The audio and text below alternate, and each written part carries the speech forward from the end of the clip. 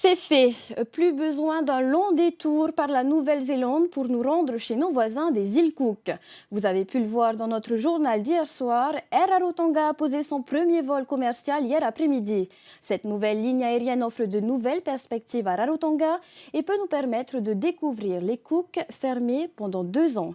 Le reportage de Mike Liral, notre envoyé spécial aux îles Cook.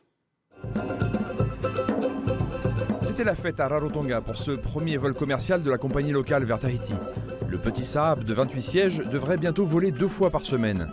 L'aller-retour à 70 000 francs est cher pour les Rarotongiens. Cette nouvelle ligne est surtout vouée à ramener des touristes aux Cook qui ont fermé leur ciel pendant 2 ans. Avant le Covid, il y avait 4 façons d'arriver aux îles Cook, depuis Auckland, Tahiti, Los Angeles et Sydney. Mais le Covid a tout changé. Maintenant, parce que les marchés nord-américains et européens sont essentiels pour nous et qu'ils n'ont pas de possibilité de venir, nous avons décidé de rétablir une liaison Rarotonga et Tahiti, même si c'est un début modeste, avec un petit avion et seulement 1 fois par semaine. 76% des touristes sont des kiwis, une manne que les Cook veulent conserver.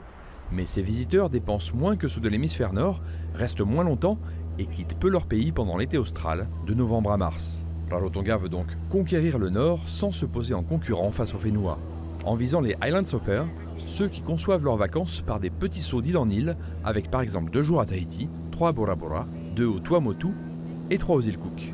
Ceux qui vont le plus bénéficier de cette nouvelle connexion entre Papeete et Rarotonga sont ceux qui sont le plus attirés par le tourisme d'île en île, le island hopping. Et nos recherches montrent que le marché allemand est le plus intéressé par cette forme de tourisme. Avant la pandémie, 40% de nos visiteurs en provenance de Tahiti étaient allemands, donc on sait déjà que ce sera un atout considérable pour ce marché-là.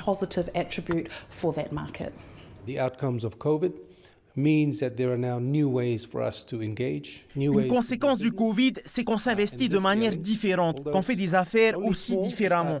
Et ce lien aérien, bien qu'il commence modestement, nous comptons le renforcer au fil des années pour qu'il y ait une solide connexion entre nos 2 pays. Ça va nous conduire aussi à renforcer nos échanges commerciaux et nos liens culturels et de rapprocher encore nos 2 familles, celle de Polynésie française et celle des îles Cook.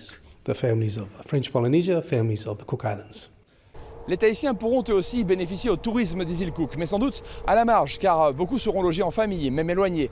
Si les îles Cook réussissent leur pari de séduire l'Amérique du Nord et l'Europe, ils pourraient bien subtiliser quelque part de marché aux Whenua, plus facile d'accès, mais aussi beaucoup plus cher.